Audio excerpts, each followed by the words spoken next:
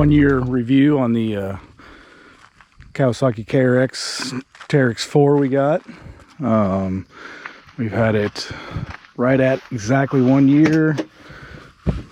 We have 3,824 miles on it. This is the Blackout Edition.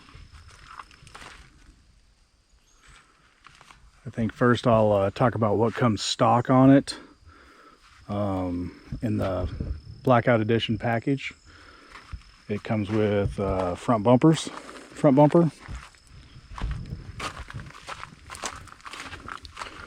rear bumper. It comes with a light package, which are 2 in the back.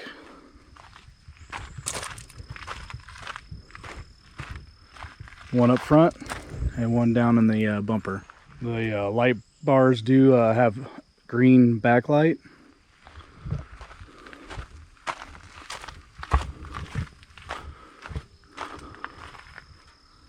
And then it can be switched to being white light. And they are pretty bright for being a factory light bar system. It does also come with a stereo. It has speakers in the doors, front and rear. And then it also comes with a subwoofer in the back. It does also come with a Warn winch. And it also comes with the premium roof, and it's got little kind of like skylights in there. We really like those. Now to talk about what all we've added on here. Some things we did move over from our other KRX that we had, so, and then some of it we did get new. We moved over, we did the extended flares, both front and rear. These are the Kawasaki ones. We really like those. They're pretty durable, but they have just enough little flex in them that they don't just break. And then I added seismic mirrors. Great brand. Their warranty is really good. Doesn't matter what you do to them, what happens to them. You just let them know and they'll send you new parts or pieces or a whole new unit.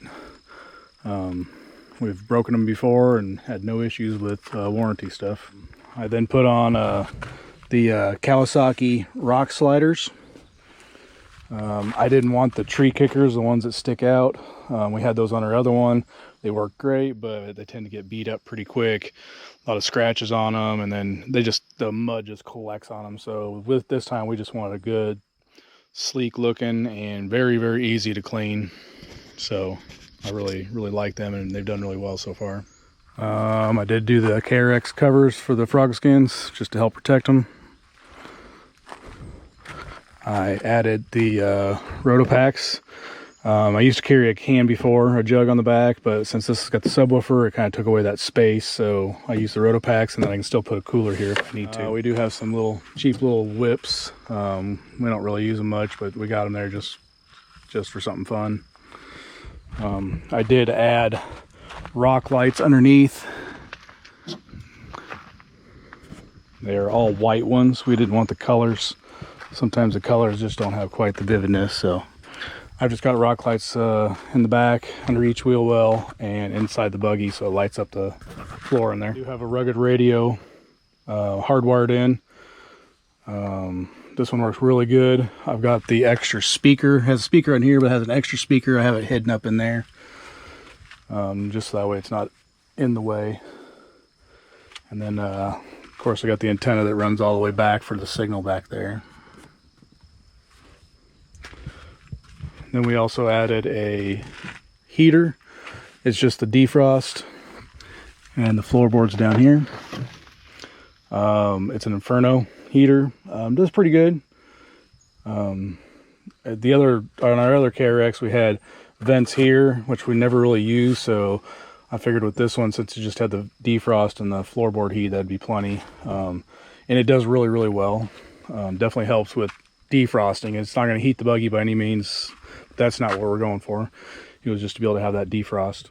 I also added heated seats, where there's some pads that are underneath these factory seats, and then the switches are down here. They work super good. The hot is hot for sure. I did add this hanging bag back here for storage. It's got tools and everything in there. A couple little bags up here in the corners, more tools, and then it has storage down here where I keep like the belt and some other things down there. We did have to buy beadlock rims. The four-seaters on the Blackout package do not come with beadlocks. The two-seaters do come with beadlocks, but the four-seater does not. So I just did System 3s, and then I run the XC450 for tires.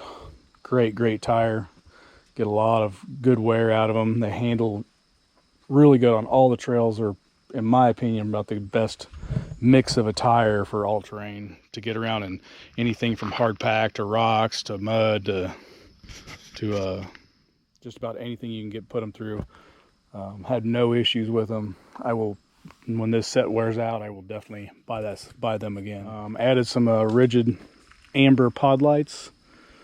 They work really well in the fog, of course, and then when it gets really heavy, dusty too. We did do the nitrogen, the shocks, and the tender springs all around. I do highly recommend that as like one of the first upgrades. Not only does it get your height up, but ride quality, it definitely makes it a lot better. And I went with the add-on cap style. That way the needler's on it and not into the shock itself. The only other add-on I did is we did change out the primary clutch to the Cornell with overdrive modification in it. They changed the sheaves a little bit so that way the belt can reach out further, which then gives you a lot higher RPM and a lot higher speed with a lower RPM. These things are geared pretty low and they don't do really well going real fast on the highway, but that clutch definitely makes it a lot better and a lot smoother. It helps in the low range too. You can run it a lot higher of a speed in low range, and it does really well. As far as reliability, we've had no issues. The only thing that we had happen a couple rides ago, the stereo is not working on the passenger side for some reason. I really don't know why. I need to either look at it or maybe I'll get it in. I believe that's probably covered under Kawasaki warranty. So other than that, mechanically, no issues. It's been very reliable. Runs good, drives good. We trail it pretty hard and we've had nothing break or go wrong with it. I would say I would very happy with the KRX. It's done really well. It's very reliable, well built, very sturdy. It goes over anything.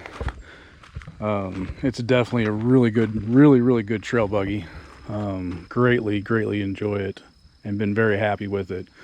No mechanical issues. Starts good. In my opinion, has pretty decent power for what it is. It's not a turbo, and that's fine. I think it does just fine with the power that it has for as big and heavy as it is. A really good amount of trails, but we also do a lot of just county roads too. When we leave our house to drive down the national forest, it's 13 miles one way, so there's a lot of mileage and travel just to get down there and back. So, but we a lot of trail miles too. I think the one thing that we were very skeptical at first with is coming from a two-seater going to a four. We've learned that the four-seater gets around absolutely great, almost no different than a two-seater, other than there's a few times where you got to turn it a little bit more and jockey it. But as far as getting through a trail, absolutely perfect. We did also add that clutch mod too. So. Oh yeah, we did do the Cornell overdrive clutch mod. Yeah. And I highly recommend that. KRXs are normally geared pretty low. They don't have a lot of speed. The overdrive mod makes it so you can go a lot faster. So it's not as loud. It's not as loud. It's a lot smoother. We can definitely hit a top speed way better with it than we could with the stock one. Yep. Overall, I think the 4-seater with the length of it and how we did the suspension rides 10 times better than the 2-seater. Yeah. It really does. Sometimes I forget we're even in a 4-seater. I know, I do too. I try not to forget on the trails. Yeah. Yeah. I think the the tires we run, we are really good tires. We absolutely love how they handle. Not only on the roads, they're very smooth, but on the trails, they grab the rock really well. It has good sidewall, so when you're trying to ride the edge a little bit, it really grabs. Let's talk about these tires. What kind of tires are they? These are the SC450 System 3s. And we got them at about 1,000 miles. Yes. So they have 2,700 miles on them right now. Miles. As you can see, we still have a pretty fair amount of tread. I'm probably about due to rotate them, but as far as a wear on an off-road tire, you're doing good. Doing great. Mm-hmm. I really feel like they're probably one of the best all-around tire for multiple, especially as much of road surfaces and we do. Gravel travel we do. I know people say they don't do very well in the mud, but we've been through some pretty nasty mud, and they ripped right through it with no issue. The one thing I really like about them is being the squared off. So when you're going down the road, it is so smooth. Yeah, it is. And you don't hear them. Yep. But when you get on the trail, man, they're tough tires. They do really well. So mechanically, we've had basically no issues whatsoever. The only issue we currently have right now is the stereo is not working on one side of the buggy. We don't know how long that's been broken because we don't listen to it very often. Yeah, unfortunately, we don't get to use the stereo very much because we're filming, which is fine. Yeah. That's the only issue we've had so far. Engine-wise, no issues. Clutch, great. Diffs, great. Everything's been really good. There is a little bit of the decals are kind of flaking off a little here. Yeah. And right here. Yeah. That's about it. I mean, we run this thing. We go through trails. It's scratched. It actually, in my opinion, for as much as scratched it is, you can't really tell. It wears really well. Yeah, it has worn really well. I mean, if you slap some SC1 on it, it'd probably look brand new. Mm-hmm. And we've been down trails that were fully enclosed in tree branches and scraping and tearing it all up. Yeah, I've never even looked at the top of the roof to know if it has... I've actually been up there. It looks just fine. There's almost no scratches. Wow, yeah. Really enjoy the roof, the premium roof. That's nice. It is very, very easy to clean. You do got to, after you clean it, wipe it down. Otherwise, you'll get some spotting up here. I did not wipe the top last time, so it does have a little bit of water spots. But other than that, super easy to clean. Now, this little sucker is pretty dusty. It is. The dust tends to swirl all around you. So on our other dust and snow, anything. Yeah, just about anything. Yeah. It doesn't so much come up by the brake lever like the other one did, but it definitely comes up back here. I have done some little bit of weather stripping down here, and it has helped. You can't do it up here to hit right. If you could close off some of this gapping, it might not do it as bad. Yeah. But I don't know if it would. I don't know if it would matter.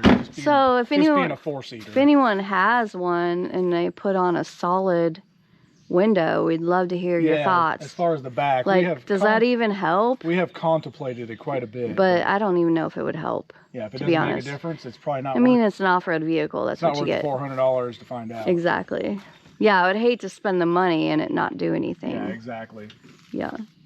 Yeah. So I mean, I feel like we've had really good luck. Yeah, very good, great experience with. We love the 4-seater. I didn't think we would. I don't know. I could go back to the 2-seater. Yeah, just having all of the space, like for our gear and stuff. Yes, for us to be able to put all our gear back here, like wet bags and all that stuff. I mean, not very often do we have passengers back there, but we've had some. We have, and they liked it. Yeah.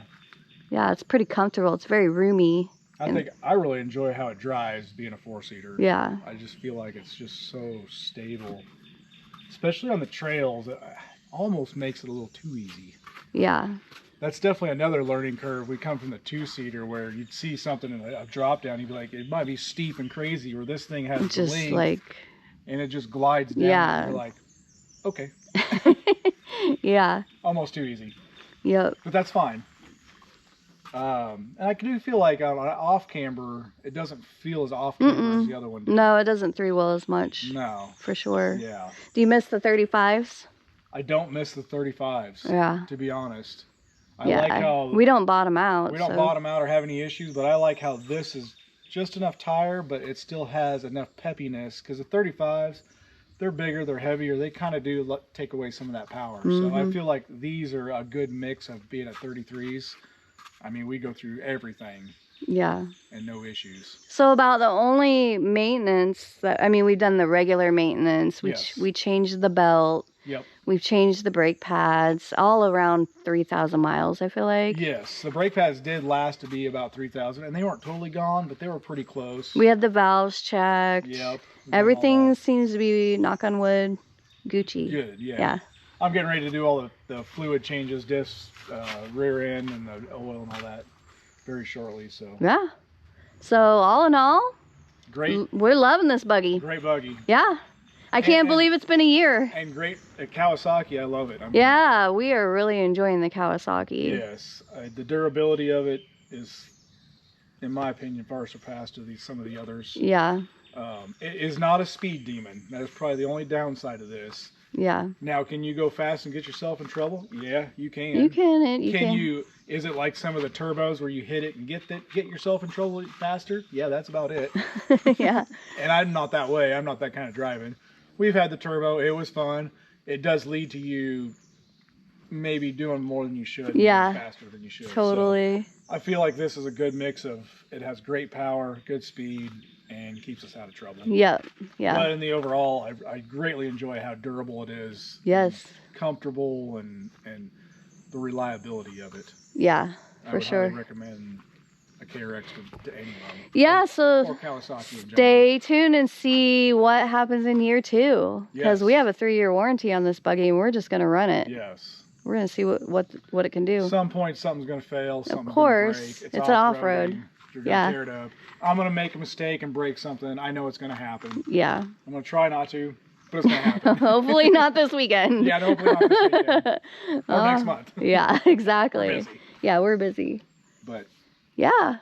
Great buggy. And I like all our little additions that we put on here, and nothing's like over the top. Yeah, I don't think we really need anything else. No. I mean, we're kind of minimalist when it comes to side-by-side. We feel, our feeling is the more you add, the more it breaks. Yes. And the more you have to have it in the shop. And we're not trying to have our buggy in the shop. We need to ride it because we're showing people around every other weekend. So. Yes. And I think some of those aftermarket parts and extras, they are okay, but I don't know that they're as durable as they need to be. So we try to stay away from some of that stuff. We have some aftermarket stuff, but we've also had it and used it, and it's been successful and lasted quite a while. So we kind of know what we need and don't need as far as that goes. Yep. All right, Juicy. Well, I think that's good. Yeah. I think that's about all we have to talk about. I mean, that's a good thing. Yeah, that's a great thing. Yeah. No issues. So happy anniversary. That's right. Happy Blackout anniversary. Happy anniversary, Gigi. Yay, we love Gigi. She's so fun. She is fun. She's a good little grocery getter. She is. What do you say? Do you say? Thanks for watching. Yeah. Always an adventure. Yeah, man. Until the next time. Heck yeah. Later. Bye.